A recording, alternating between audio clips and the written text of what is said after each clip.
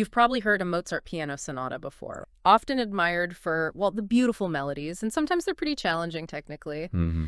But is that really all there is? Are they just sort of charming pieces for practice or pleasure, or is there something, I don't know, deeper going on? That's exactly the question, isn't it?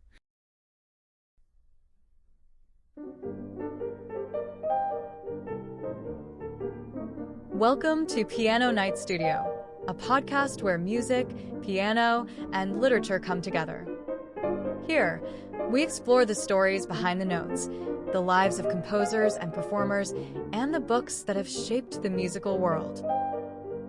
Whether you're a pianist, a passionate listener, or simply someone who finds beauty in the sound of a single note, this space is for you. In each episode, we go through ideas, emotions, and the timeless connection between music and words. Thank you for joining us.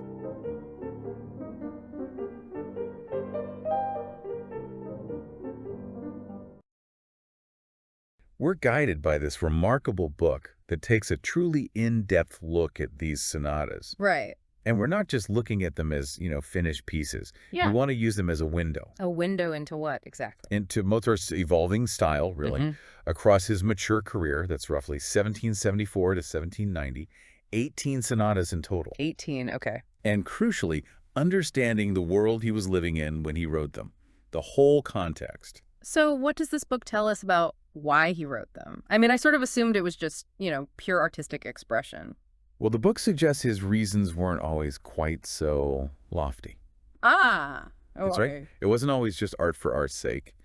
Sometimes they were for very practical reasons, like teaching. He actually used them with his students. Other times, they were specifically designed to showcase his own, incredible skill at the keyboard. When he was performing. Exactly.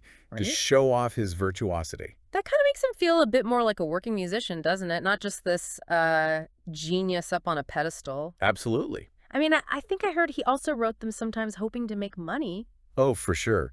The financial motive was definitely there sometimes. He'd compose them hoping for quick cash, maybe through dedications to wealthy patrons. Did that usually work out? The book points out it wasn't always smooth sailing, no. And getting them ready for publication could be a headache, too. How so? Early editions sometimes had loads of errors. Yeah. Which, was obviously frustrating for him. Right, I can imagine. So the book helps us see the human side, the context, and it talks about the actual sources, too, right? Like the manuscripts. Oh, definitely. This is where the detective work really comes in. The book spends a lot of time on the surviving autographs, the early prints. What can we learn from those? Studying Mozart's own handwriting, his manuscripts, gives us these incredible insights into his creative process.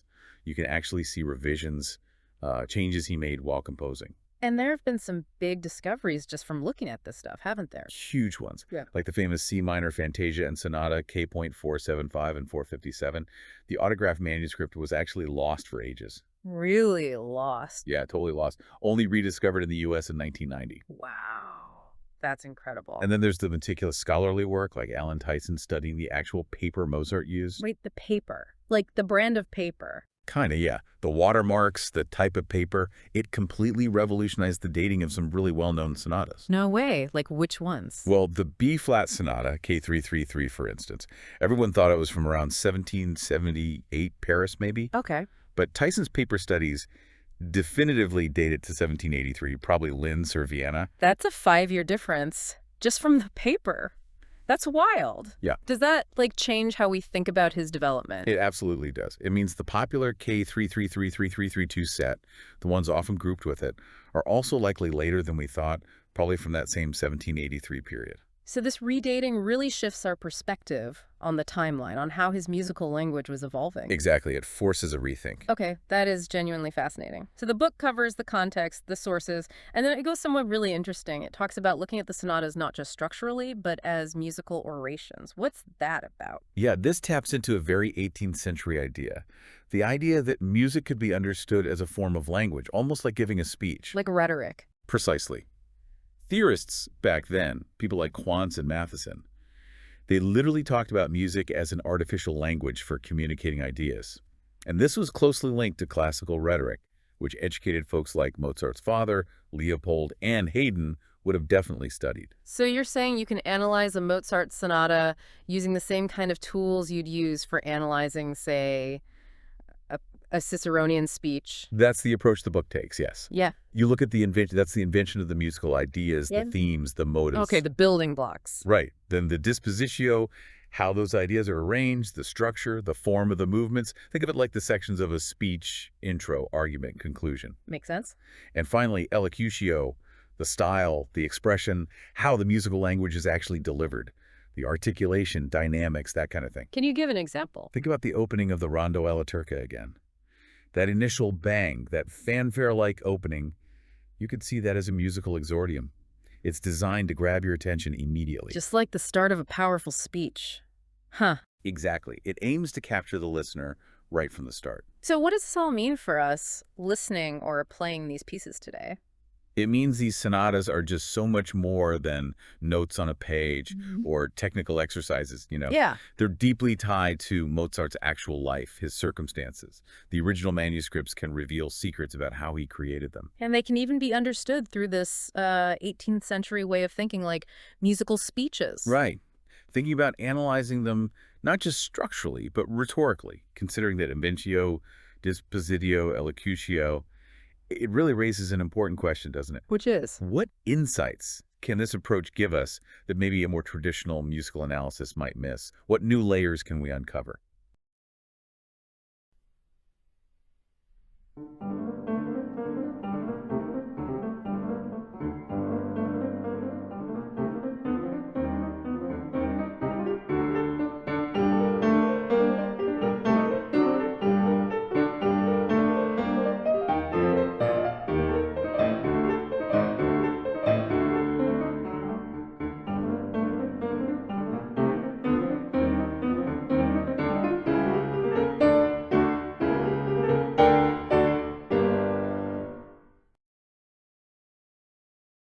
The solo sonata in context.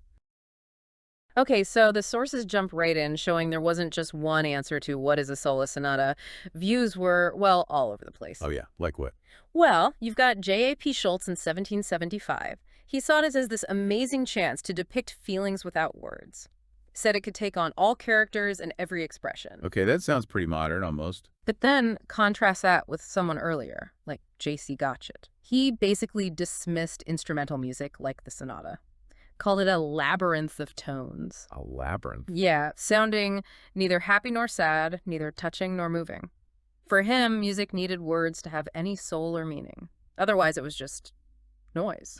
So that was a real debate then? Yeah. Whether music without words could actually mean anything. Absolutely. It ran through the whole 18th century. You had thinkers like Watteau and Rousseau often saying vocal music was superior because, well, it had text. Interesting. So how did composers deal with that? Well, the sources show they were really aware of these genre distinctions. The solo sonata, that was seen as, relatively small scale, intimate, Right. good for complex musical ideas, maybe just for the player's own satisfaction, or perhaps for a small, semi-private group. So definitely not the big public splash of a symphony or a concerto by someone like Stamets or Haydn. Exactly. Think C.P.E. Bach, his sonatas for connoisseurs and amateurs. That points to a specific audience, right? Cultivated listeners who might appreciate the music almost like a sophisticated conversation. Speaking of conversation, the sources mention rhetoric. How does that fit in? Yeah, it's fascinating. Many classical theorists actually described musical forms using terms straight out of rhetoric, the art of speech making. Like what kind of terms? Words like exordium, narratio, peroratio. So, introduction, main argument, conclusion, that kind of thing. Pretty much. Theorists like Matheson, Forkel, they compared musical pieces to orations. Main ideas, secondary themes, development sections were like the proofs or dissections of an argument. And this applied even to sonatas, not just huge orchestral works. Well, the model was often applied to bigger works, sure, but the sonata's internal structure, its logical flow of ideas. Forkel noted this, it shared that same underlying principle. Even Leopold Mozart was interested in Gottsched, the rhetorician. Okay, so you've got this idea of music as argument, but what about just feeling? That debate continued. Oh, definitely. Rousseau thought expression came mainly from the melody, the chant, but Sulzer argued it was more about harmony, dynamics, rhythm, meter. And Adam Smith had another take. Right. He saw instrumental music more as a system, something you derive intellectual pleasure from. Its meaning kind of complete in itself. It engages you through a train of thoughts. So these different views must have affected how people actually listened to sonatas. You'd think so. The sources suggest, for example, something like syncopation, those offbeat rhythms in Mozart's F major sonata, K332, might sound quite different in a cozy salon compared to its use in a dramatic opera. Context matters. Which brings us to context. Where were they heard? The salon, you said. The salon was really the main place. These were, private gatherings, aristocrats, intellectuals, wealthy folks mingling, chatting, and listening to music. Any descriptions of what that was like? Yeah, Burney wrote about a Viennese salon in 1772. He mentioned the incredible sensitivity of a young player and how the audience really tuned into the musical character, the details. Countess Thun's salon in Vienna was apparently a big hub. Mozart knew her, even borrowed her fortepiano once for a contest. Okay, but there's another layer here the sources bring up teaching. Yes, absolutely crucial. A primary function of solo sonatas was teaching. Composers like Wagenseil, J.C. Bach, they were music masters. Their published sonatas were often graded, focusing on technique, neatness, fingering, smooth transitions, ornaments. And Mozart used his own sonatas this way, too. He did. He wrote K309 for a student, Rosa Kanabich, and even wrote a letter about playing the slow movement with accuracy and expression. And keyboard skills were important socially. Especially for young women in aristocratic families, yes. It was part of sort of the expected social graces. So wait, this teaching aspect is really important for understanding the listener, isn't it? Exactly. Think about it. Many people in those salons listening had probably learned to play pieces just like these themselves. Ah, so they weren't just passive listeners. They understood the challenges. Right. They'd have that intimate understanding from their own experience, the physical coordination, the phrasing, catching the harmonic shifts. Their critical listening was likely shaped just as much by playing as by abstract theories. But it wasn't always smooth sailing for performers, right? Mozart in Paris? No. The sources say his experiences there were mixed.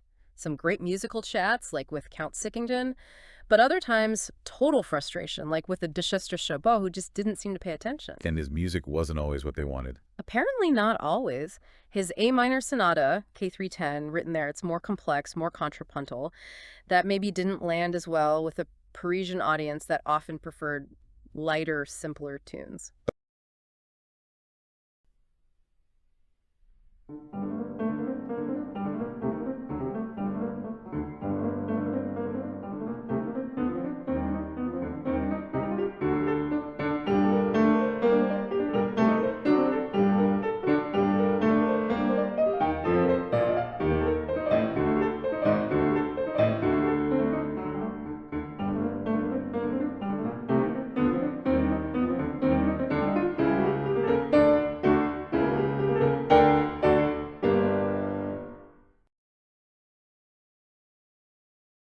Who and what shaped these early piano sonatas? It's a really interesting question. It is. And figuring out exactly who influenced Mozart, well, that's surprisingly tough. It really is.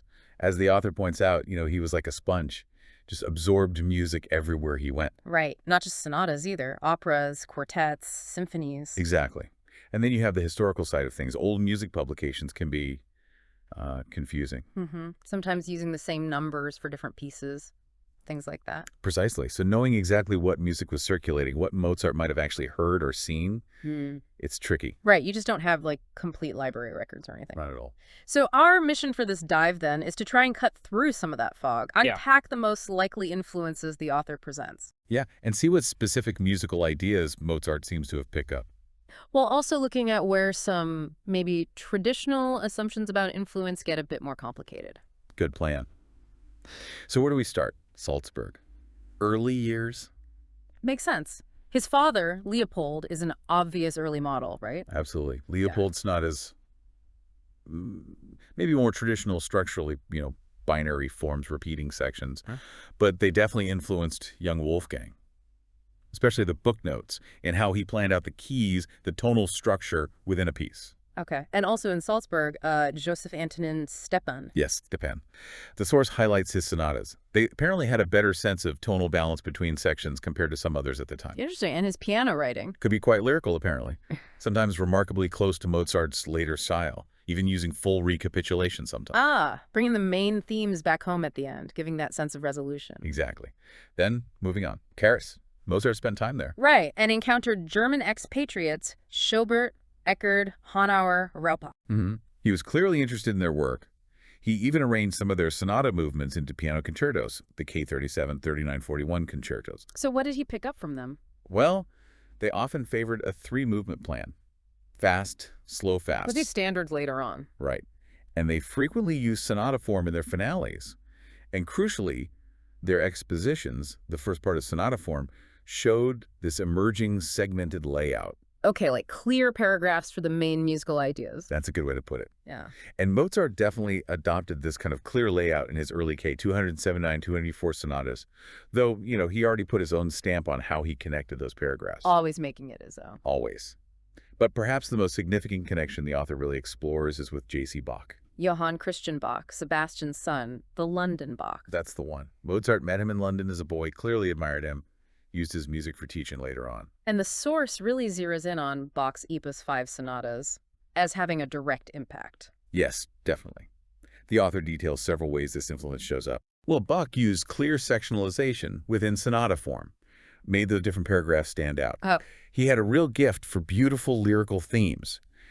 And he used less melodic, almost fragmented figures, specifically for transitions and codettas, the bits that link sections or wrap them up. Ah, so that technique helps define the segments even more clearly. Exactly. And you could apparently see this quite clearly in Mozart's D major sonata, K284. How so? Any specifics? Yeah, the first movement of K284 has striking echoes of Bach's Opus 5 No. 2, which is in the same key. Ah. Things like a certain orchestral quality in the piano writing, the way some transitions end. It feels less like simple copying, more like Mozart taking Bach's concepts and, reinterpreting them. Maybe tweaking them slightly? Right. And what's fascinating is how Mozart might take a small rhythmic idea from Bach, like a Scotch snap, that shirt-long rhythm, and weave it into the music in a much more structural, sophisticated way than Bach did. It becomes part of the fabric. Okay, now let's touch on a bit of a puzzle. CPE Bach, Carl Philipp Emanuel. Ah, yes. The confusing letter from Leopold. Right. Suggesting Wolfgang's K, 279, 284 sonatas were in the style of CPE Bach sonatas with varied repeats. And here's the thing. Mozart's sonatas in that set, they just don't use CPE Bach's complex method of writing out really elaborate variations when sections repeat. Mozart just uses simple repeat signs, right? Maybe adds a few ornaments later, especially in slow movements, but it's not the same structurally. Not at all. CPE Bach's varied binary forms are a different beast. So what Leopold meant, it remains unclear. A bit of a historical head-scratcher. Okay, other figures. Rutini in Italy. Mentioned for some structural parallels. And Holmandel in Paris, his control of musical flow, using small melodic fragments that resonated with Mozart. Techniques he then developed further. And Muslicek. Yeah, Mozart admired his sonatas, called them easy and pleasing. They had a singing quality, a nice forward drive, though often just two movements, unlike Mozart's typical three. Right. Okay, finally, let's tackle the big one. Haydn. The long-held idea that Mozart's early sonatas were heavily influenced by Haydn's 1773 set. Yes, and according to the source, this connection is, quote, troublesome. Not nearly as straightforward as people often assume. Troublesome how? There are some similarities, aren't there? Like maybe the mood of a slow movement. Sure, superficial similarities. The character of the slow movement in K280 might remind you of one in Haydn's set, for example.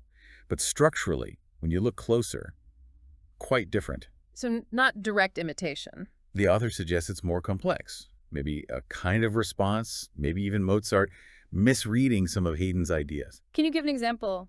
Okay, look at how both handle a false reprise, that moment. The main theme seems to return, but it's in the wrong key in their C major finales. They both use the device, but the music leading up to it, the overall structural context, completely different. And there's also the question of whether Mozart even knew Haydn's early sonatas when he wrote his own first set. Exactly. There's no solid proof he did at that specific point. Add that to their fundamentally different approaches to piano writing back then. And the idea of a strong, direct, early influence becomes pretty shaky. Very shaky, according to this analysis.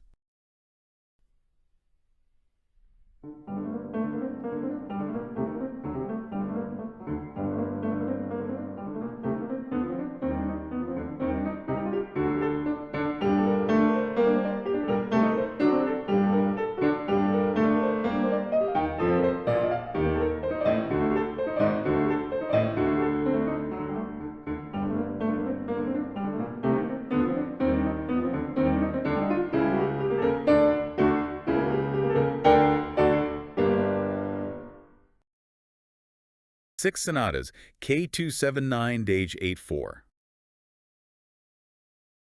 That's the one. A really fascinating group. Absolutely. So our mission, really, is to unpack what the source material tells us, get into the nitty-gritty of these pieces, their origins. And maybe most interestingly, what the actual manuscripts reveal about how Mozart worked. Right. So starting with the basics, this is a set of 6 sonatas, often seen as a group. But right away, there's a bit of a question mark about when exactly they were written. The dating issue, yeah. Exactly. Were they started in Salzburg, maybe late 1774? There's that letter from Leopold asking Nannl to bring some sonatas to Munich. Or were they all done later in Munich, early 1775? Precisely. And you'd think the paper might tell us something definitive, but... Really? The paper doesn't solve it. It doesn't. Apparently that specific type of paper was around in both Salzburg and Munich about that time. Huh. So even if the writing looks quick, we can't be totally sure where or when he started. Not based on the paper alone, no. The origin's still a little murky. Okay. But within this set of 6, one really stands out, doesn't it? K284, the Dönitz Sonata. Oh, absolutely. K284 is, well, it's a different beast entirely compared to the other 5. How so? What makes it so distinct? Well, for starters, it's much longer. Yeah. And the structure's unusual. It has a polonaise, that sort of stately dance right in the middle. Okay. And then there's this massive finale, which is a theme and variations, really extended. Plus, it's technically way harder. Significantly harder. Oh, yes. And the first movement, it almost sounds orchestral. Big textures, which probably reflects what the Baron von Dönitz liked, maybe influenced by that big Mannheim court sound he was familiar with. Interesting. So let's shift from when to how. The autographed manuscript that the pages Mozart actually wrote on. What did they tell us about his process? This is where you get like a direct view into his creative moment. The evidence is pretty strong that this isn't some clean, final copy. It's a composing score. Meaning he was working things out right there on the page. Exactly. You can see him thinking. The clearest example, in K284's first movement, he wrote about a page and a half and then just scribbled it all out. Gone. Wow, just canceled it. Completely. Crossed it out heavily and started fresh. And in that variation finale, too, you see these heavy ink marks, Roman numerals. He was clearly rethinking the order, changing the structure around. It wasn't just big structural changes, right? There were smaller tweaks, too. Definitely. Throughout the other sonatas as well. Little things like changing a left-hand pattern in K282 or tweaking a run of fast notes, a semi-quaver passage in K280, probably just to make it sit better under the fingers or flow more musically. And you mentioned the ink itself holds clues. How does that work? Yeah, this is fascinating. Analyzing the ink suggests maybe 2 ways he was writing. Sometimes you see this horizontal fade, meaning the ink is darker on one side of the notes than the other. It suggests he might have dashed down the main tune quickly, then gone back maybe a bit later to fill in the accompaniment. Let's call that type 1. Okay. And the other type? Type 2 is more like a uniform blackness. This suggests slower, maybe more careful writing, perhaps when he was wrestling with a tricky harmonic progression or a complex texture. Huh. So you see both types. You do. The first movement of K283 is a good example showing both. The slow movement of K280 often shows that type 2 hesitation. And this variation in ink, well, it really backs up the idea that he was composing directly onto the paper, not just copying. Makes sense. What about keys he chose? C, F, B flat, E flat, G, D. Any significance there? Well, it fits the general patterns you see back then, often a mix of keys that are quite comfortable, maybe violin-friendly like C, F, G, D, mixed with some slightly more challenging ones for keyboard players like E flat or B flat. So not all easy keys then? Not at all. And it's interesting, Leopold actually wrote about Nannl practicing the most difficult ones, specifically mentioning K2, 7, and 9 in C and K280 in F. So even the ones in supposedly easier keys were considered demanding. K284 in D was clearly the toughest, though. And Mozart played these himself quite a bit, didn't he? On tour. He did, yeah. We know he played them in places like Augsburg, Mannheim. There's even that story about Mademoiselle Weber playing some of his difficult sonatas at sight. Pretty impressive stuff. Which makes it even more surprising that, while they weren't published as a set during his lifetime. It really is surprising, given how often he played them. Only K284 eventually saw print much later in 1784, and even then it was part of a different collection labeled OPAZ. And that published version of K284, it's different from the original manuscript. Significantly different, yes. Yeah. Especially in the dynamics and articulation markings. How so? Like more markings. Way more. Take variation 11 in the finale. In the 1775 manuscript, there's basically one piano mark. In the 1784 print, It's absolutely full of dynamic shifts, forte, piano, crescendos, sometimes markings on individual notes. Why the change, do we think? Well, the source suggests a few possibilities. It could reflect Mozart's own playing style evolving, especially his mastery of the fortepiano after he encountered instruments like Stein's pianos in 1777. Ah, so getting more nuanced with the dynamics. Exactly. Or maybe it was intended partly as a teaching tool, showing students how to interpret it. Or maybe it just reflects common performance practice around 1784. There are even hints in the articulation marks suggesting intended rhythmic flexibility, a bit of rubato. Which brings us to the big question. Harpsichord or fortepiano? What were these sonatas really written for? The feeling, according to the text, is that they really seem conceived for a touch-sensitive instrument, a fortepiano. Because of the nuance needed. Precisely. The ability to balance voices, control the tone dynamically, things that are just much harder or impossible on a standard harpsichord without clunky manual changes, even if fortepianos weren't common in Salzburg right at that earliest possible date. Right. We have accounts suggesting Mozart's touch sensitivity really developed between, say, 1775 and 1777 when he was playing those Mannheim fortepianos. So the sonatas kind of align with his growing skill on that instrument.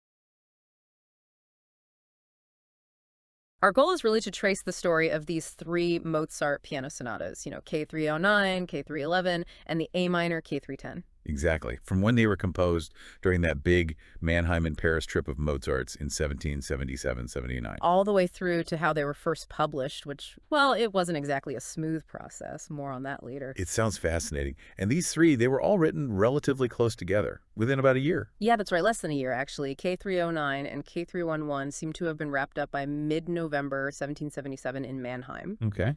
Then K310, the A minor one, that came later when he was in Paris, probably summer of 1778. Now, K309, the C major. The source gives us quite a lot on that one, thanks to Mozart's letters, doesn't it? It's almost like we were there. It really is. Yeah. He tells us the first movement was done literally the day after he got to Mannheim, October 31st, 1777. The Andante followed quickly by November 4th, and the Rondo finale by the 8th, super quick. And he wrote it for someone specific. Yes, for Rosa Kanabich. She was just 15, the daughter of Christian Kanabich, a composer and Kapellmeister there. Ah?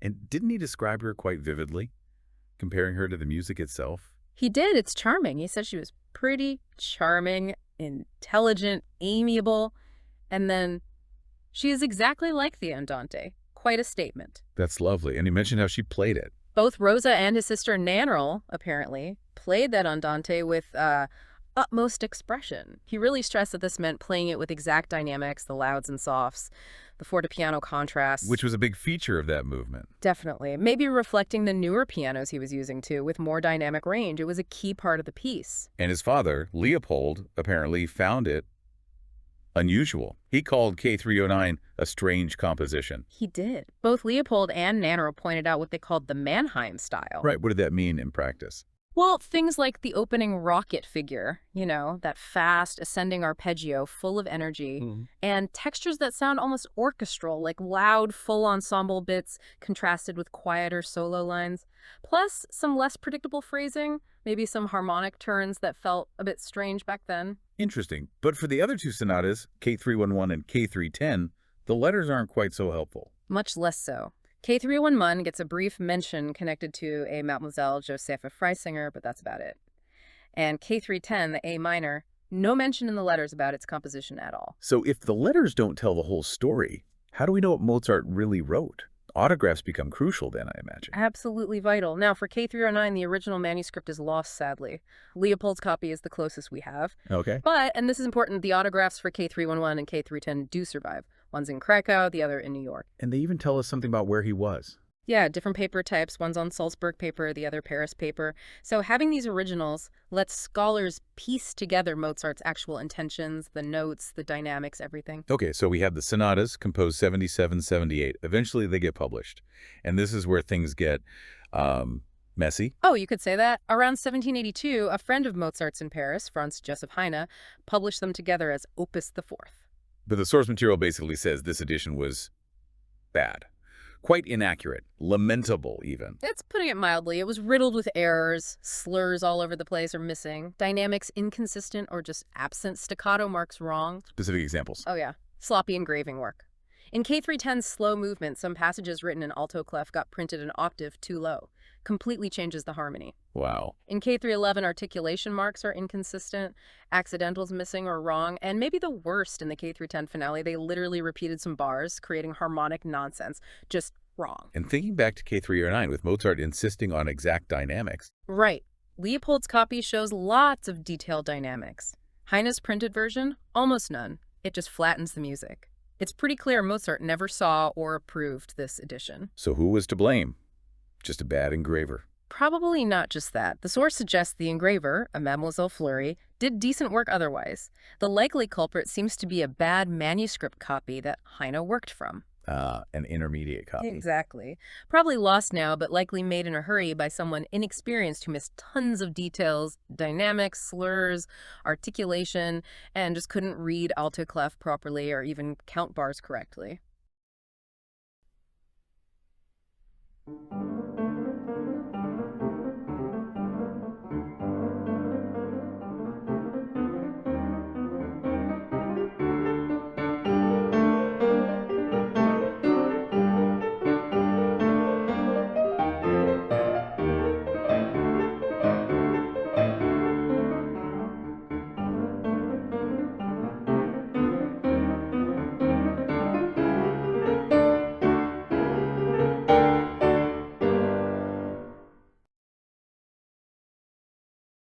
Four sonatas, K3300-2, K.333. They're super well known, but it seems there's been a big mix-up about when they were actually composed. Oh, absolutely. A major one. We're talking K330, 331, 332, and K3333. For, well, forever, pretty much. Everyone just assumed they were from Mozart's Paris trip in 1778. Yeah. Yeah, the early Köchel catalogs put them right there. And you had musicologists, Wisewa and Saint-Foy, trying to pinpoint the exact months in 1778. Okay, and I guess, on the surface, maybe stylistically comparing them to other things from Paris back then, like the Paris Symphony, it kind of made sense for a while anyway. It seemed plausible, yeah. Yeah. But this is where looking really closely at the source material, the actual evidence, gets really interesting. When researchers really started comparing the styles in detail, they found, well, the differences between these sonatas and the definite 1778 Paris pieces were actually, more striking than the similarities. Oh, okay. That stylistic link, it just wasn't as solid as people thought once you look closely. So if the music itself started raising some doubts, where did the real answers come from? You mentioned the source material. It came down to the physical stuff. Yeah. The paper, the handwriting. That's what really blew the old theory out of the water. Right. There was some crucial work done late 1970s. Wolfgang Plath looked at how Mozart's handwriting changed over time. Okay. And his findings pointed very strongly towards K331 and 332 being written in the very early 1780s, not 1778. And K.333 seemed even later, maybe 1783, 1784. And didn't Alan Tyson's work on the paper itself back this up? Massively. Tyson looked at the actual paper types Mozart used, and guess what? None of these sonatas are on the French paper he used in Paris in 78. Wow. No French paper. None. K330 through 332 are mostly on paper with 10 staves per page. That's typical for paper found in Salzburg, where his father Leopold was. Not Vienna. Mozart mostly used 12-stave paper there. Okay, so Salzburg paper. Tyson suggests maybe Mozart wrote them during a visit to Salzburg between July and October 1783. And K333, the text says his paper was particularly unusual. Oh, it really is. It's an upright format, not the usual oblong-shaped piano scores often have. And get this, 24 staves per page. Very odd. 24? Yep. And the watermark on that paper, they've traced it to Steyr, a village in Austria. Steyr. All this evidence points to Mozart picking up this specific paper when he's traveling back to Vienna from Salzburg. around November 1783, which means K333 might have actually been composed in Linz. You know, around the same time he was rushing to write the Linz Symphony for that concert there on November 4th. Crazy time for him. Okay, so the timeline completely shifts. We're talking early 1780s, maybe 1783, 1784, possibly connected to Salzburg or Linz. So that raises a new question then. Why write them then? What was the purpose? The source has an interesting idea about that, right? Yeah, it does. Think about this. K330, 331, and 332 use soprano clefs, C clefs in the right-hand part sometimes. That's pretty unusual for Mozart's published piano works. Now, it's not, absolute proof, but the source suggests this could mean they were written for his students in Vienna. As teaching pieces, like exercises. Exactly. Maybe to teach those clefs, or even as models for how to compose. And looking at the music that way, yeah, it kind of makes sense. Like K330, the outer movements feel quite straightforward, almost simple in structure, a good basic model. Right. And K331 opens with variations perfect for teaching ornamentation and development. And K332, the first movement crams in so many different styles, doesn't it? Like singing melodies, then some counterpoint, then dramatic bits. It's like a little showcase of different musical topics. A demonstration piece almost, showing how to build something with varied characters, but still hold it together structurally. But what's really amazing is what the actual manuscripts, the autographs, tell us. Especially for K333, the source mentions something fascinating about the first movement's score. Yeah, this is cool. In the autograph, the right hand and left hand staves often have separate bar lines. Separate bar lines. What does that tell us? How he was writing? It strongly suggests he wasn't always composing straight down the page, both hands together, bar after bar. Okay. Instead, he might have sketched out the melody line first, or worked in chunks, only joining the bar line, say, every few bars to mark the end of a phrase. Oh. And this is interesting in the parts where he's just bringing back material from the beginning for the recapitulation. The bar lines are connected, like he was just copying that bit out more mechanically, bar by bar. So you can literally see the difference between him composing creatively and just transcribing on the page. Pretty much. And this mixed pattern shows up again in the second movement's development section, too. It suggests he was probably switching between thinking about the melody line and then working out the harmonies vertically, bar by bar, especially during those tricky chromatic bits. Wow. The manuscript even has little corrections and changes. It confirms this was his working copy, not some clean final version. Okay, let me try and recap quickly. So these sonatas, K330 to 333, were thought to be Paris 1778 for ages. Right. But now, thanks to really looking at the handwriting, the watermarks, the paper, it's clear they're from the early 1780s, probably 1783, 84. It's most likely, yeah. K332 maybe on Salzburg paper, K333 possibly written in Linz on that weird stair paper. And this new timing opens up the idea they might have been like teaching pieces. A very plausible idea. And the autograph for K333 gives us this incredible glimpse into his process, composing sometimes line by line, sometimes bar by bar. The physical sources really are gold mines for understanding the composer.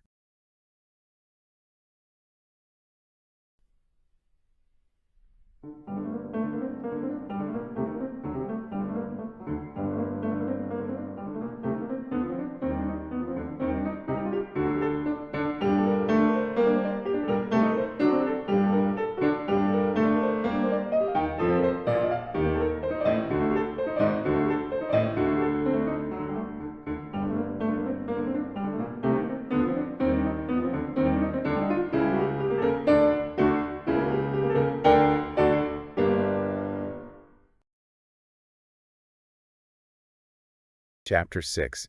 This one's all about the Fantasia and Sonata in C minor, K475, and K4557. A really pivotal work. Absolutely. A pretty amazing story behind it, especially focusing on the rediscovery of a key document that you shared with us. Yes, the autograph manuscript, Mozart's own handwriting for both pieces. Its rediscovery is, well, it's probably the biggest single event for understanding this work in, recent memory. And the story is quite something, isn't it? Found and sold? Yeah. When was it? November 1990, at Sotheby's in London. And get this, it fetched £800,000. Wow. £800,000. So where is it now? It's housed safely in Salzburg. Okay. Yeah. So before 1990, before this autograph turned up, what did people actually know? What were the sources? Good question. We mainly relied on two earlier things. First, a special copy of just the sonata. We call it the dedication copy. Dedication copy. Yeah, it's dated October 14th, 1784. A scribe wrote it out, but Mozart himself added corrections, and crucially, the dedication to his pupil, Teresa Tretton. Ah, okay. So that was one source. What was the other? The other main one was the very first printed edition, published by Arteria in Vienna, probably late 1785.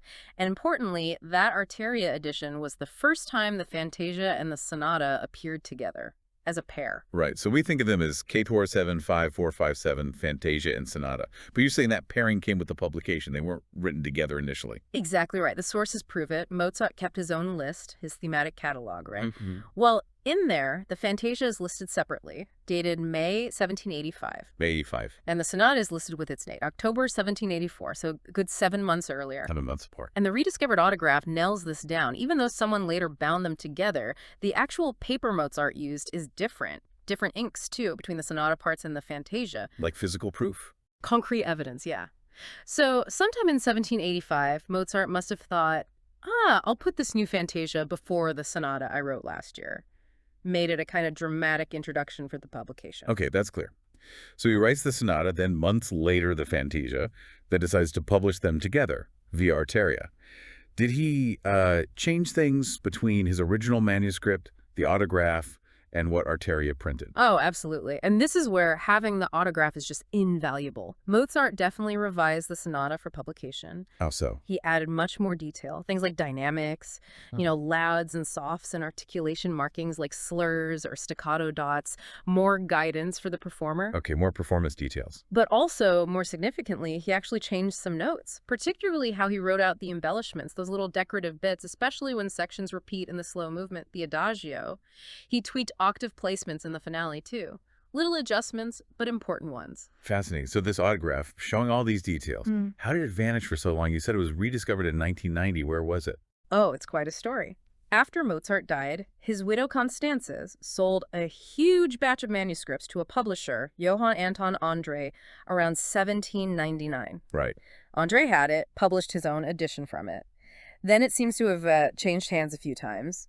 Ended up with an instrument maker in London who might have been the one to actually bind the two scores together physically. Then comes a really wild part. 1847, it sold at auction for, wait for it, £2. £2. You're kidding. Nope, £2. Then it went through a couple more collectors. An American collector, William Howard Doane, had it. When he died in 1915, it wasn't with his main collection, so everyone just sort of assumed it was lost. Gone forever. But Doane had actually given some prize items, including this Mozart, to his daughter for safekeeping, and she eventually donated them around 1950 to a seminary, Eastern Baptist Theological Seminary in Philadelphia. Seminary? Yep. And there it sat in a safe, completely unrecognized for what it was, until 1990. Wow. From £2 to £800,000 via a seminary safe. Amazing. And you mentioned the paper, and ink tells a story too, the physical object itself. It really does. The autograph uses Viennese paper, but 4 different types of paper. 4 types. Yeah, and by looking at which type was used for which section and how the music's laid out, scholars can reconstruct how he composed it. It shows the sonata's first and third movements were probably written close together on one paper type. Oh, The second movement, the adagio, seems to have been written separately on different papers, and then the fantasia later still on yet another type. It all lines up perfectly with the dates in his catalog. Sonata first, maybe in stages, then the fantasia tacked on. And that separate paper for the adagio. The source mentioned a theory about that, didn't it? That maybe the slow movement came first. Yes, it's a plausible idea. Supported by the manuscript layout and the dedication to Teresa Tretton. The adagio is maybe a bit simpler structurally. The theory is he might have composed it first, specifically as a teaching piece for her, which could also explain why, in the autograph, the first movement seems to run straight into the finale manuscript pages, like the spot for the slow movement wasn't originally planned right there. Makes sense. And speaking of teaching, the autograph is apparently gold for understanding how Mozart taught ornamentation. Because of that adagio. Exactly. This is huge. In the autograph adagio, for the sections that repeat, Mozart writes out 2 different versions of the embellishments. A sort of draft, and then a more elaborated final version. Like showing his work. Precisely. It's like looking over his shoulder as he teaches. Here's one way to ornament this phrase. Now, here's a slightly fancier, more refined way. It shows performers how to approach adding their own flourishes, which was expected back then. And it's also a lesson in variation technique itself, a bit like how we see him correcting his student Atwood's exercises. So if you compare that draft stage 1 to the final stage 2, you see him fine-tuning. Absolutely. The examples in the book show it clearly. It's not just, adding a few extra trills. He makes subtle changes to pitches, yes, but also bigger structural things.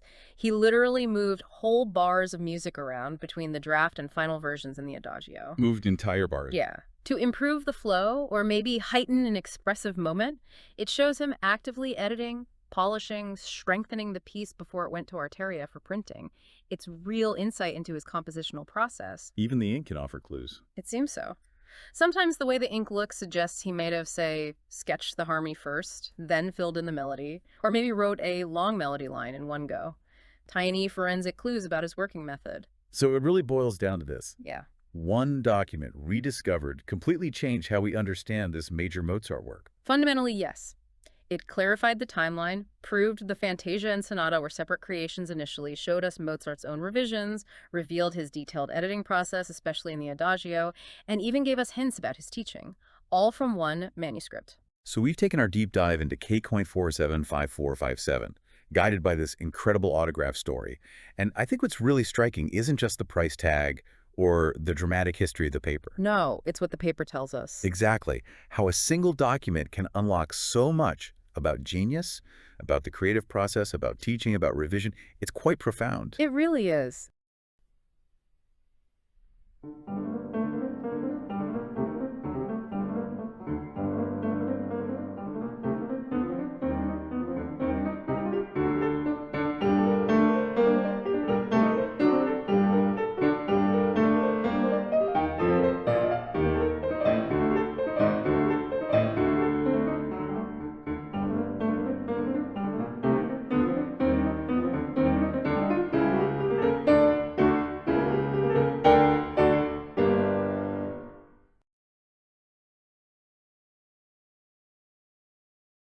This one's focused on Mozart's later piano sonatas from his Vienna years, K.533 combined with 494, K.545, K.570, and K.576. And the chapter title itself tells us the angle, examining the sources. That's the key. And, well, right off the bat, the text highlights a pretty big challenge here. It's kind of a puzzle. It really is. It's fascinating because it turns into detective work, doesn't it? You see, for these specific later sonatas, we actually have very few of Mozart's original handwritten scores, the autographs. So the originals are mostly lost. Exactly. Which means we often have to fall back on the first printed editions. And here's the catch. A lot of those were published after Mozart died. So you immediately wonder, how close are these prints to what he actually intended? Right. The paper trail is, well, incomplete. Makes you skeptical from the start. And the source highlights some specific examples of these textual problems, doesn't it? Like with K.57, the B-flat sonata. Yes, K570 is a great example. The source points out that the very first edition includes this obbligato violin part. A violin part? But isn't that a piano sonata? Precisely. And Mozart's own catalog, his Verzeichnüss, clearly lists K570 as being on clavier alone. So that violin part in the first printing, almost certainly not Mozart, probably added by the publisher to, maybe sell more copies. Wow. Just slipped in there. What other kinds of little mysteries does digging into the sources uncover? We'll take K.545, probably Mozart's most famous sonata, the C major one. The source talks about a, quote, small but significant textual difficulty, right in the first movement, bar 7. In the left hand, the first edition has a B natural note, which creates this kind of tense, diminished chord. Okay. But then later in the piece, when that same musical idea comes back in the recapitulation, bar 48, the harmony is different. It's smoother, a seventh chord with an F suspension. So same theme, but different notes underneath, depending on where you look in that first edition. Exactly. And because the autograph is lost, we don't know for sure if Mozart wanted that sharper sound the first time, or if it was just a mistake by the engraver. Ah, okay. So modern editors have to argue about it, and performers have to choose which version to play. That's it. It shows how looking at the sources isn't just about finding the right notes. Sometimes it's about understanding the uncertainty. K576, the D major sonata, has similar issues, particularly in the finale. The fast one at the end. Yeah. The source points out a recurring musical figure. Earlier on, it's clearly marked to be played detached, short notes, staccato-like. But in one later section, in the first edition, that same figure is suddenly written with a long slur, played legato, smoothly. Musically, it feels Mm. Well, unlikely. Especially in that section, which is really contrapuntal, lots of independent lines moving around. A sudden smooth slur seems out of place. So probably another printing error. It seems likely. And there's another spot nearby, bar 107, left hand. The first edition has an E sharp. But this creates parallel fifths, basically two musical lines moving in lockstep in a way that was generally avoided. It also breaks the musical pattern, the sequence, and E natural makes much more musical sense. So these early editions, our main sources sometimes, are potentially flawed. What about K.533494? That one was printed while Mozart was alive, right? Does that help? It gives you a bit more hope, yes. Yeah. Especially for the rondo finale, K494, which he revised for the publication. But even here, the source highlights something really puzzling. There are absolutely no dynamic markings, no louds, no softs, nothing in the second and third movements. None at all. That feels very un-Mozartian, especially for an expressive slow movement like that, Andante. It really does. He usually put dynamics in for published works. The source finds this very strange. It makes you wonder, was it an oversight? Or maybe was it deliberate? Like a clean text for teaching, where the teacher or student would add their own interpretation. That's an interesting thought about performance practice back then. So, okay, the sources give us these textual headaches, but they also offer hints about why Mozart might have written these pieces, right? Who they were for. Exactly. Context is key. Take K533, finished in early 1788. This was just after Mozart got his court appointment as Kammermusicus to Emperor Joseph II. The first movement, as the source notes, uses a lot of imitation, what it calls learned counterpoint. It's quite complex. So the suggestion is maybe this was Mozart showing off his technical skill to the emperor, proving he wasn't just about catchy tunes. Making a statement. Okay. And K545, the easy one. Mozart himself labeled it for beginners. He did, for Anfänger. And the sources show exactly why it fits. It's in C major, mostly white keys on the piano. It's relatively short, clear structure, lots of scale and arpeggio patterns, good for practicing fingerwork. The textures are mostly simple, like that Alberti bass pattern in the left hand. Harmony doesn't stray too far. The source suggests it's perfect for teaching technique, but maybe also for teaching basic composition, how to build a piece economically. Like a little teaching manual in sonata form. Interesting. Now, K.576 is sometimes mentioned with easy sonatas for a princess, but the source pushes back on that. It definitely does. While Mozart did write some easier sonatas intended for Princess Friederike of Prussia, K.576 wasn't released until after his death as a single substantial work. And technically, the source calls it as taxing as anything in the concertos. It's a big, difficult piece. Not exactly for beginners, then. Not at all. It is a large-scale, very active textures, moments that feel like orchestral parts in a concerto, a complex sonata rondo finale. And it's full of that counterpoint we mentioned. Really intricate writing. So was it for public performance? Maybe not, because Mozart was writing letters around then, complaining he didn't have many chances to perform in Vienna? Or was it more personal study, reflecting his interest in Bach and Handel? We don't know for sure. And quickly, K.57, you mentioned the autograph is mostly lost, but there's a tiny fragment left. It's a small piece, yes, but it gives a little insight. It's from the development section. And the way the notes are written, the source suggests he might have sketched the bass line first for about 10 bars, sort of mapping out the harmony and structure, before filling in the melody and inner parts. A tiny glimpse into his process. Oh, and the slow movement of K.570 also has a theme that's very, very close to one in his C minor piano concerto, K491. Shows how ideas could travel between works for him.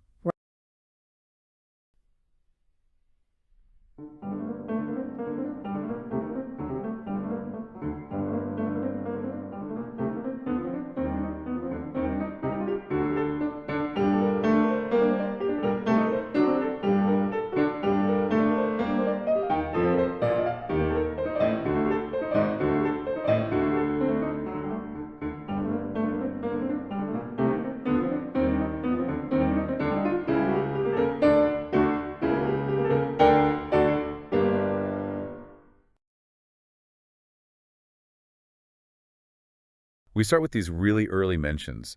4 fragments, K.A.N., 199 to 202. Kothel 33rd through G sometimes. Yeah, these are way back, like 1766. Wow. And the catch is we only know them from their incipits. Just the opening notes. Just the first few notes, yeah, written down in a publisher's catalog from 1770. That's all that's left. So these could be the infantile sonatas his father Leopold mentioned. Very possibly. And Nannerl, his sister, she apparently tried for years to get Breitkopf and Hürtel to publish them later on. But they never did, and now they're lost. Lost. So all we have are these tiny musical gestures. It's hard to know much from just that. Like trying to imagine a whole painting from one brushstroke. Pretty much. We can guess a bit, you know. Maybe they had an obligato violin part that was common then. Okay. And the openings hint at a kind of developed binary form, maybe, where the main theme comes back in the second half, but in the dominant key, sort of pre-sonata form. Okay, so from those whispers, we move to something a little more concrete. Cocal 6 Dist, a C major fragment. Yeah, Dist just means it wasn't in the 6th Cocal catalog edition. This one gives us a bit more, 25 bars. 25 bars. Feels generous after just incipits. It does, and it's on paper Mozart used around 1771, so we think it dates from about then, right before his first surviving sonatas like K279. And what do those 25 bars show us? Well, you get the start of the first theme, the transition section, just the beginning of the second theme. It's a little window into his style right at that moment. Okay, jump ahead now to K400, or 372A, an allegro in B flat. This one feels more substantial, even as a fragment. It is, though only the first 91 bars are actually Mozart's. The rest was finished off by Abbe Maximilian Stadler. Stadler, right, probably for publication. Yeah. And this one has those personal annotations. Yes. Sophie and Constance, written in right around bar 71, 72. Constanze Weber, his future wife, and her sister. Almost certainly. That personal touch plus the musical style. It really points strongly to 1781. That's when he was living with the Webers in Vienna. And you mentioned the style connect to other things he was writing then. Absolutely. It has this very virtuoso piano writing, passages that sound almost like a solo instrument against an orchestra, that tutti solo kind of feeling. Oh, yeah. And even how the development section starts main theme but in the dominant key. You see all that stuff in his Vienna piano concertos from 82, 83. So ideas were crossing over between genres. Definitely. Shows how his mind worked, connecting things. Fascinating. Okay, now group dated later, around 1788, based on the paper. KAA, 29, 30, 37, and 31. Right. All on paper used in Vienna around 88. The first three and now. 29, 30, 37, also known as K590A, B, and C. They seem linked to the F major sonata, K533, which he wrote that year. So like early drafts or ideas. Seems very likely. K590A is tiny, just 7 bars. An allegro idea. Maybe a first thought for K533's opening. And interestingly, it sort of hints at the opening of K576, which came a couple of years later. And 590B, that shows him trying things out. Yeah, it keeps a similar kind of back and forth phrase structure, but plays with different tunes. He's experimenting with supertonic repetition, repeating an idea, starting a step higher. Okay. He dropped that for the final K.533 opening, but it also uses contrapuntal inversion, flipping the melody upside down, and that is in the final version. So we're literally seeing him edit himself. Exactly. It's a direct look into the workshop. And K590C feels like a finale, right? Very much. 33 bars, 68 time. Looks like a shot at a sonata rondo finale. Its structure even echoes the first movement of K.533. Which really strengthens the idea these were all trial runs before he decided, okay, I'll just use that existing rondo, K494, and expand it for the finale. Makes sense. What about the other one from that 1788 paper batch? K569A and B flat. Also on that same paper, it shares some ideas with the F major fragments, like moving melodic bits into the bass line. But, you know, being in B flat, it's probably not for K.533. So maybe he was planning another sonata. Suggests he might have been thinking about a B flat sonata around then, too. Yeah. Another project perhaps started and set aside. Right. And finally, the big one. K.312 in G minor, often called the most significant fragment. K312 or sometimes K590D, it's a pretty substantial chunk of a movement. It got published back in 1805, but the editor added a fair bit after Mozart stopped writing. Where did Mozart actually stop? Right at the beginning of bar 106, so smack in the middle of the development section. The part where he's really working through the themes. Oh, exactly. And the original manuscript, get this, it ended up in Felix Mendelssohn's collection. It's now in the Bodleian Library. Mendelssohn owned unfinished Mozart. That's amazing. It really is. Now, the dating was debated for a while, but Alan Tyson's paper analysis pretty much nails it to 1790 or maybe early 91. So very late Mozart. Yeah, same paper type as parts of Così fan tutte and other late works. And the style fits too. How so? Well, the development has things you also see in the B-flat sonata, K570 from 89, like these sudden jumps to really distant keys and passages that cycle through little figures from the opening. It feels late period. Well, why leave it unfinished? It sounds like it was really going somewhere. That's the million-dollar question, isn't it? One idea is maybe he saw a clear path to the recapitulation, the return of the main themes, and just felt he'd done enough to sketch it out, intending to finish it later. You know, like he sometimes left orchestration incomplete in other late pieces. Just parked it, intending to come back. Possibly. Yeah. We'll likely never know for sure. So, when you pull it all together,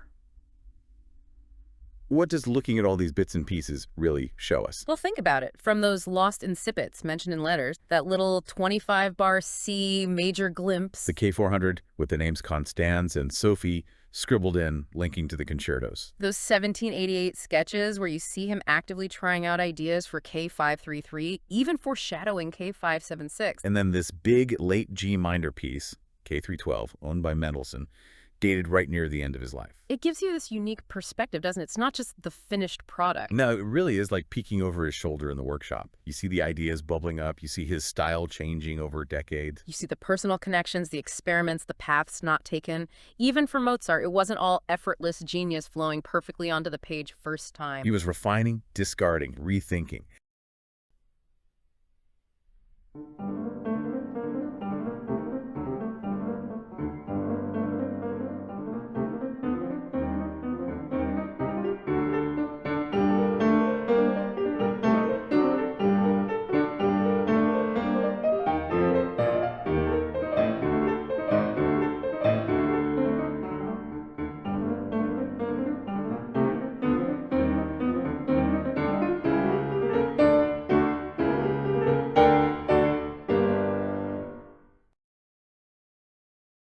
Eighteenth-century views of sonata form.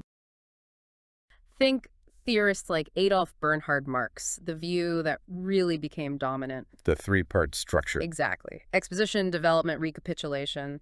And the absolute core idea is themes, specifically two main themes. Theme A, theme B. Yep. You state them, maybe they contrast, you develop them, mess around with bits and pieces, and then you bring them back, usually resolving the tension. It's all driven by those themes. Okay, so that's the later view, theme-centric.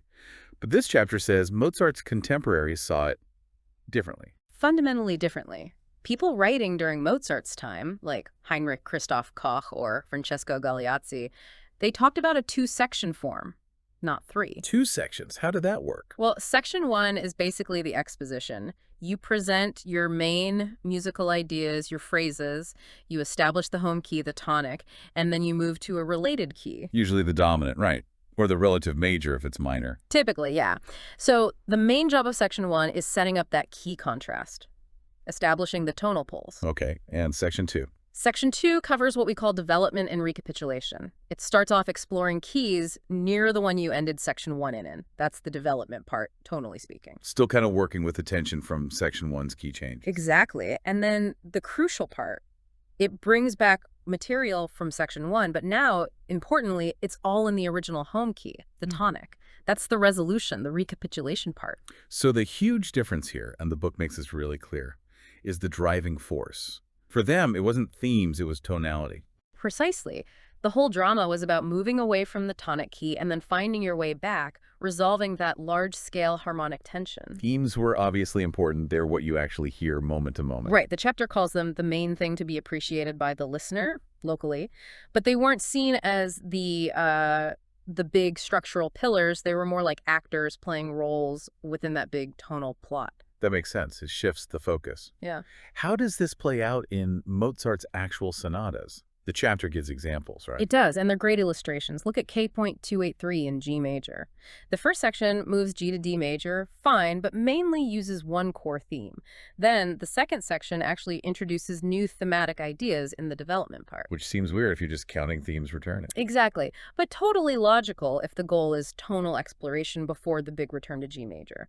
Or K.309 in C major, the opposite situation. The first section has like 10 distinct melodic ideas. 10. Yeah. But the second section's development only uses material from that first section. Again, fits the tonal framework perfectly, even though the thematic approach is totally different from K.283. And K301 in D major sounds like a real curveball. It is a bit complex for both views, actually. The main opening theme doesn't come back until quite late, but the overall key structure does follow the 18th century model. Section 1 moves away from D major, Section 2 explores, and then everything that comes after the big tonal resolution point, bar 99, is firmly back in D major. So the tonal argument holds up, even if the themes are doing unusual things. Right. And there's even external proof. This theorist, Johann Georg Portmann, he actually diagrammed a movement based on Mozart's K284. How did he do that? Purely based on the key scheme. He used punctuation marks like commas within the main key areas and a semicolon to mark the big divide between the two main tonal sections. He literally saw it as two harmonic halves. No mention of themes dictating the structure. Okay, so if it wasn't about themes in a three-act play, where did this two-part tonal idea come from? Well, the chapter connects it to something really fundamental in 18th-century thought. Rhetoric. The art of persuasion. Ah, interesting. So music as speech.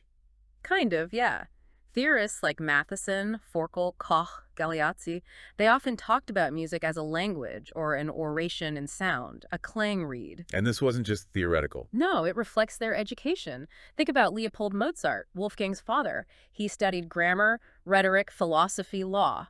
This way of thinking about structuring arguments was deeply ingrained. So they applied rhetorical principles to composing music. Absolutely. Particularly the part of rhetoric called dispositio arrangement, basically how you organize your points to make a persuasive case. Like laying out an essay or a speech. Exactly. You have stages, invention coming up with your ideas, your themes, arrangement structuring them, which is where sonata form fits in, and style the details, the phrasing. Sonata form was seen as a conventional, effective arrangement for presenting musical ideas. Like a standard speech structure. Intro, main points, conclusion. Sort of. Forkel even mapped rhetorical terms onto it. Introduction, main theme, secondary themes, exposition, then dissection, refutations, development, reiterations, conclusion, recapitulation, coda. It fits, but the logic is rhetorical function within a tonal argument. An argument designed to establish the home key's dominance. You got it. Like Yeah. a certain type of oration, epideictic, meant to impress ideas and confirm certain values. Here, the value is the supremacy of the tonic key. Okay, so let's bring this home. The big shift in understanding is from seeing themes as the skeleton. To seeing tonality as the skeleton, the foundational journey. And themes are the flesh, the details, the agents carrying out functions within that tonal structure, all framed by these ideas from rhetoric. That's the core insight from this chapter. So what does this mean for you, listening today? We've unpacked this historical shift. Well, it poses a really interesting question, doesn't it? If Mozart and his world thought of this form as essentially a persuasive tonal argument, structured like an oration, how does listening for that harmonic journey, that rhetorical flow, really focusing on the keys and their resolution rather than just theme spotting, how might that change your experience the next time you listen to a Mozart sonata? Definitely something to think about. It gives you a whole new way to hear it.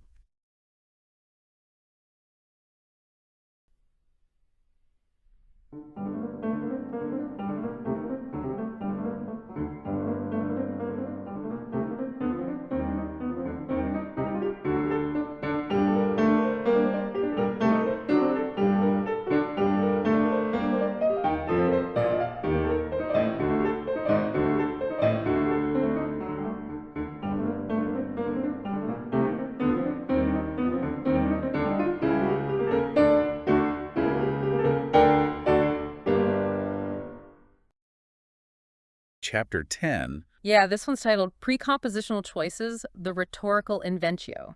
Sounds quite academic, maybe. Well, it is a bit, but the core idea is really interesting. It's about inventio. Right, inventio. How composers like Mozart actually came up with their initial ideas, the themes, the melodies. Exactly. It wasn't always just, a lightning bolt of inspiration.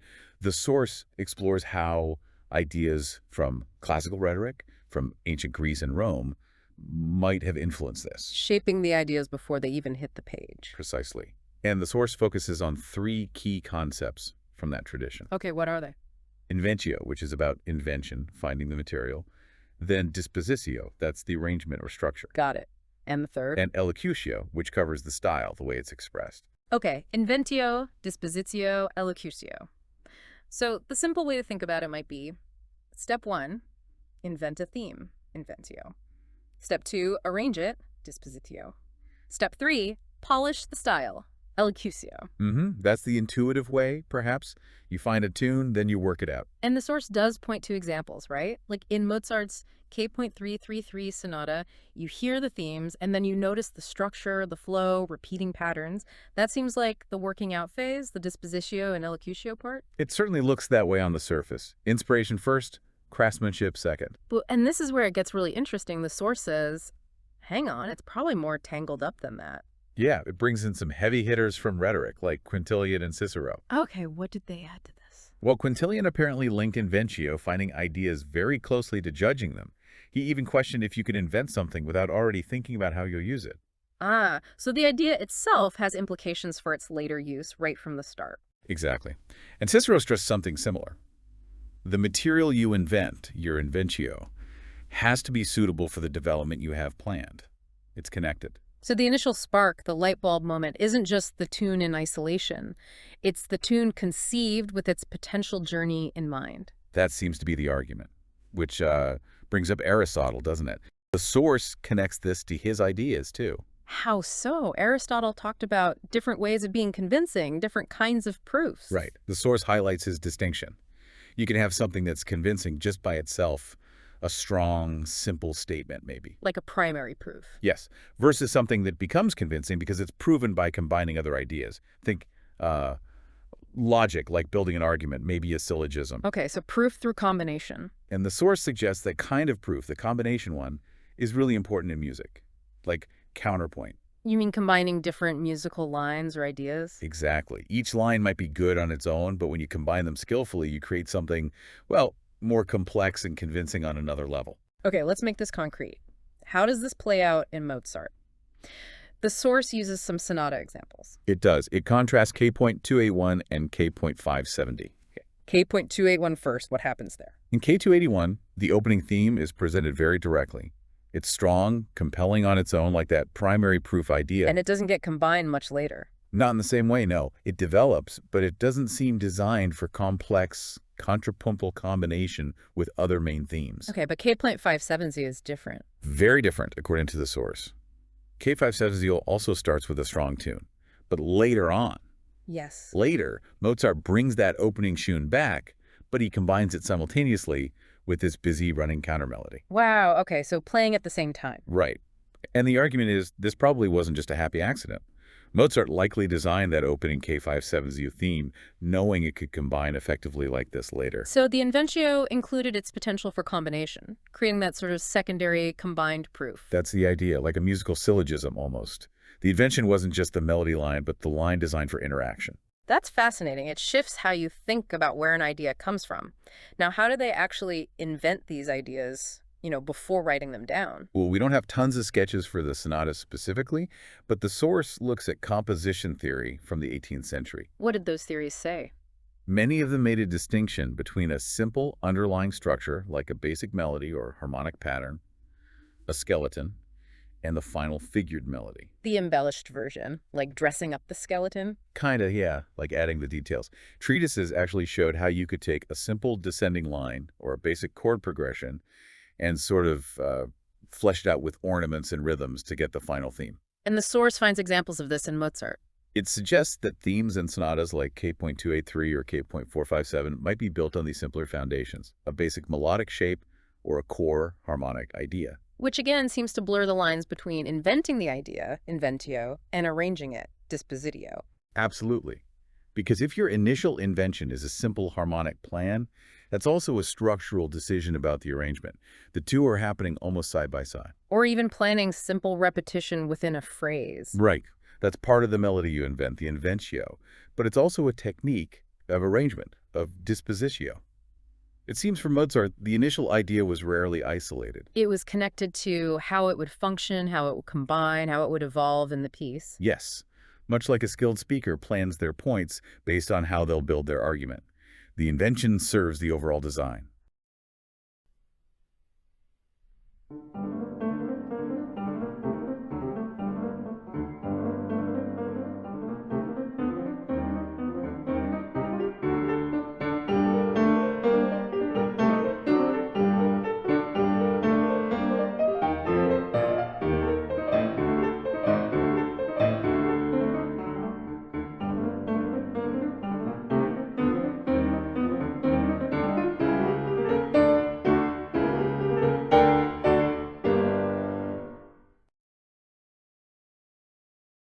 Dispositio, rhetoric and design. Right, Dispositio. It's really digging into how that ancient idea of rhetorical arrangement, the design of a speech, connects to music. Specifically Mozart's piano sonatas, based on these sources. Exactly. It's like looking at the blueprint, the structure behind the music itself. And our mission, really, is to see how those early theorists tried mapping these, well, classical rhetorical ideas onto musical form. Yeah, people like Matheson, Forkel, they really thought about this. Thinking about how musical structure could line up with, say, the introduction, statement of facts, proof, conclusion of a speech. Precisely those parts. But it's crucial to remember something Matheson himself pointed out. What's that? That this wasn't meant as, like, a rigid straitjacket for composers. Oh, okay. So not a set of rules they had to follow. No, more like a conceptual framework. Yeah. A way for us, for you, the listener, to understand how the music works, how it engages, and maybe even persuades. Persuades through its structure. Interesting. Yeah. So today we're really focusing on the nuts and bolts of this arrangement in Mozart's sonatas, according to what these sources say. Okay, so if Dispositio is about arrangement, how does that translate? Like the opening of a sonata. How do the sources describe its function using these rhetorical terms? Well, the traditional exordium in rhetoric, that's the intro, right? It's meant to prepare the listener, set the scene. But Mozart sonatas don't usually have separate slow intros, like, say, a Haydn symphony might. True. But the sources argue the opening bars of the main fast movement often do double duty. How so? They present the main theme, that's the narratio, the statement of facts, but they also act as the exordium. By establishing that immediate context for you. Exactly. The key, the tempo, the texture, the overall character, it gives you that essential frame of reference right away. That makes sense. It's efficient, like in the G major sonata, K2, A3. That opening theme is so clear, very song-like. Yeah. That's the narratio. Right. But its clarity, the G major feel, that's immediately setting the stage, too. It's the exordium. Yeah. Perfectly put. Or think about the A minor, K3-10. Very different mood. Oh, yeah, much darker. Tense. That immediate feeling, those harmonic clashes right at the start that's doing the work of the exordium, setting that specific emotional tone. Okay. And the sources get even more specific. They mention rhetoric had two kinds of exordium, the direct one we just talked about, Right. and a more subtle one, the insinuatio. It steals into the mind by stealth. Ooh, I like that. How does that apply to Mozart? Well, some openings are a bit more ambiguous, maybe delaying a really clear statement of the home key. Like holding back a bit? Kind of. The sources point to the finale of K.533 in F major, where the tonic chord doesn't arrive for a few beats. Creates a little suspense. It does. Or the beginning of the K.457 finale with that syncopated energy, and of course, the famous Fantasia, K.475. One written to go before the C minor sonata, K.457. That's the one. It's presented as a prime example of insinuatio. It prepares you for the sonata not by stating C minor clearly, but by exploring all this tonal ambiguity, the structural, well, the sources call it irony. That's structural irony, right? Yeah. Where keys that should sound unstable, like F sharp major in that piece, feel surprisingly grounded for a moment. It does make you listen differently. It really does frame the C minor sonata in a unique way. Okay, so stage set. Initial themes presented, exordium and narratio. Yeah. What about the rest of the exposition? Where does that fit? That's seen as expanding the narratio. It's all part of setting forth the main ideas. So not just one block of information. No, rhetoric understood that stating facts could involve, digressions, adding supporting points, Mozart's expositions, often with multiple themes, especially in the second key area. Right, sometimes quite a few contrasting ideas there. Those fit perfectly. They're like musical elaborations or even little side trips within the overall statement of the exposition section. Even those little harmonic shifts within a theme, like in K332 or K570, they add color, variation within that main statement. Exactly. It adds richness. So, themes laid out. What about the proof, the argument? That maps onto the development section, right? The confirmatio. Beautifully, yes. In formal argument, confirmatio is about proving your case. But in rhetoric focused more on praise or display epideictic rhetoric, which some argue aligns better with music's aims. It's less about strict proof. And more about amplification. Yeah. Building intensity, exploring the implications of the themes, adding weight. And how does Mozart do that musically, according to the sources? Through techniques we hear all the time in development sections. Things like sequence, breaking themes into smaller bits, fragmentation. increasing rhythmic drive, or just sort of piling up related ideas to build towards a climax. That's accumulation. You definitely hear that in developments that really, work over the material from the exposition. K-Pot 309 comes to mind. Good example. Rigorous fragmentation and sequencing to build tension before the themes return. Or K570, where themes come back, but maybe with new harmonies or counter melodies. Yeah. Really amplifying their potential. That's the idea. Amplification. And finally, The summing up. the paratio. In music, that's the recapitulation. Bringing everything back home. Right. Ideas return, now grounded firmly back in the home key. But it's not just repetition. Oh. The sources point out the recap can also involve further amplification, maybe in the transition section that pushes strongly back to the tonic, or sometimes Mozart extends themes later in the recap, like in K.333. Ah, so it's a return, but maybe with added weight or finality. Exactly. And while usually themes come back in order, Mozart sometimes shakes it up, reordering them, like in K.311 or K.576. Interesting. Or bringing back a theme that was explored in minor during the development, but now presenting it in the tonic minor within the recap, acknowledging its journey. Acknowledging the drama it went through. Okay, so that covers sonata form pretty well. What about other structures, variations, rondos? Yeah, the sources connect those two. Variations are seen kind of like musical tropes. Tropes, like figures of speech. Sort of, specifically metaphors. Each variation is like a substitute for or a commentary on the original theme. It adds copiousness, richness, variety. You can even get quite dramatic variations. Right. Maybe hyperbole with really excessive ornamentation. And rondos, with that main theme coming back between contrasting episodes. ABACA. That maps onto the idea of dwelling upon the point, that's your main A theme, while making elegant returns after the digressions, the B and C episodes. Sometimes bits of the episode sneak back into the main theme later. Yeah. The sources call that synecdoche, a little part representing the whole episode it came from.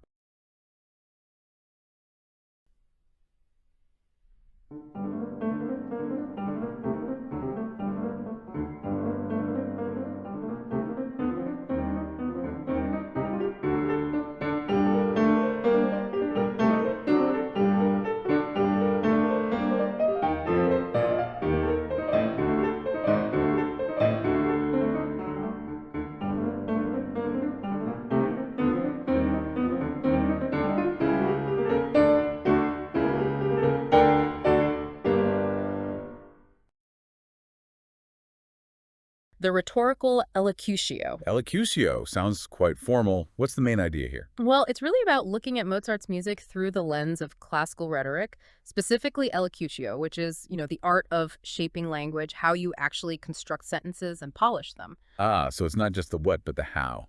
How you say something. Exactly. How does that idea of linguistic polish translate into music? That's what the chapter explores. Interesting. So how does it work? What's the musical equivalent of, a well-turned phrase? The book draws this parallel between musical syntax, the rules of harmony, voice leading, all that, and rhetorical style, including grammar, and what it calls presentational polish. Presentational polish. Yeah. Like avoiding awkward bits. Yeah, precisely.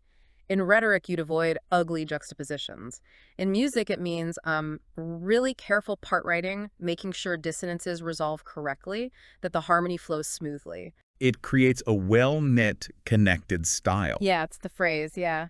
It makes the music sound convincing, refined. Okay, I think I get the concept. Is there a concrete example in the sonatas? Definitely. The book uses the finale of K311, bars 44 to 51.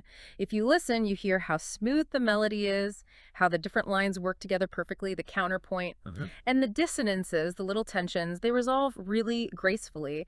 The harmony makes perfect sense. It's like a perfectly constructed sentence, polished. So that's the musical elocutio in action. Now, what about figurae? Figures, the chapter mentions those too. Are they part of this polish?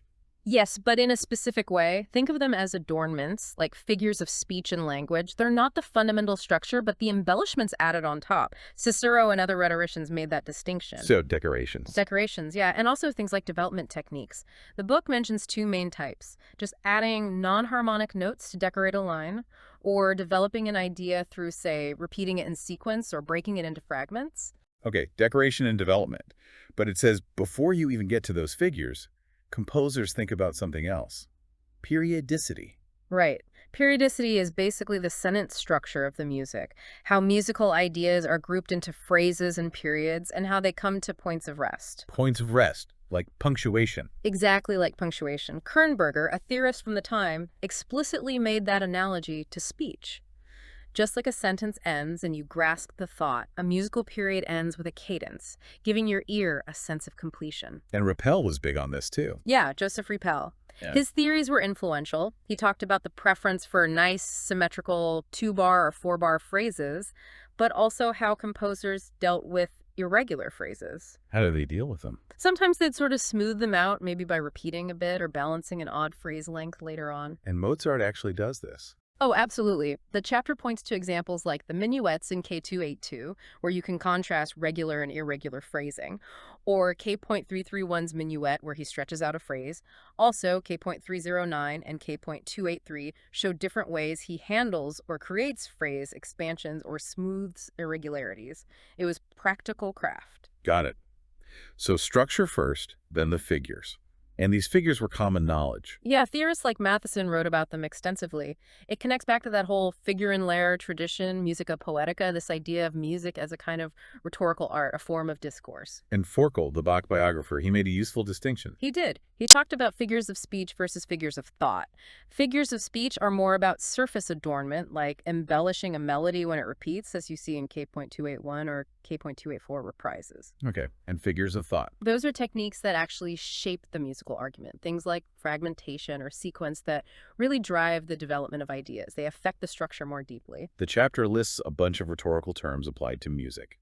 Propositio. That's like the main statement or theme. Antithesis. A contrasting idea. Then you have things like distributio, which is like fragmentation, breaking an idea down. Gradatio is sequence, repeating a pattern at different pitch levels. It's a whole vocabulary. And variatio is embellishment. Apostrophe is like introducing a new topic. It really shows composers thinking linguistically, doesn't it? It really does. And the case studies in the book apply these. Like in K330, it mentions hyperbaton. What's that? Musically speaking. Well, in language, hyperbaton is messing with normal word order for emphasis. Musically, the book suggests it can mean sort of displacing a melodic fragment or a harmony, making it arrive a bit earlier or later than expected. A deliberate twist. Creates a bit of tension or surprise. Exactly. And there are other examples. K.311's Andante linked to allegory, development sections using fragmentation, distributio, and sequence gradatio, moments of sudden silence, aposiopesis. K.576 uses melodic dislocation. K.533's Andante combines figures in complex ways. Wow. Okay. So this rhetorical framework gives us a pretty detailed way to analyze the style. It does. And the chapter concludes by emphasizing that rhetoric, and by analogy, composition, is both an art and a science. You need the ideas, inventio, the structure, dispositio, but also that eloquence in expression, the elocutio. Genius led by the hand of science. That's what a reviewer said about some of these sonatas back then. Yeah, it captures that blend perfectly. And Mozart himself talked about his concertos appealing to connoisseurs and the less learned. It's that combination of depth and surface appeal. A craft and the sheer beauty. The genius and the science working together.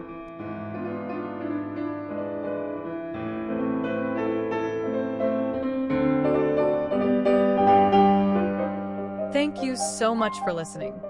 We hope this episode has given you meaningful insights and sparked your interest in the book we explored today. Just a reminder, this is only a brief summary and not a substitute for the full reading experience. We encourage you to read the original book to truly appreciate its depth.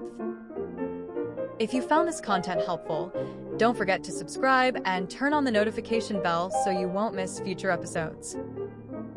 And if you'd like to support our channel, feel free to share this video with friends. Every share helps our community grow.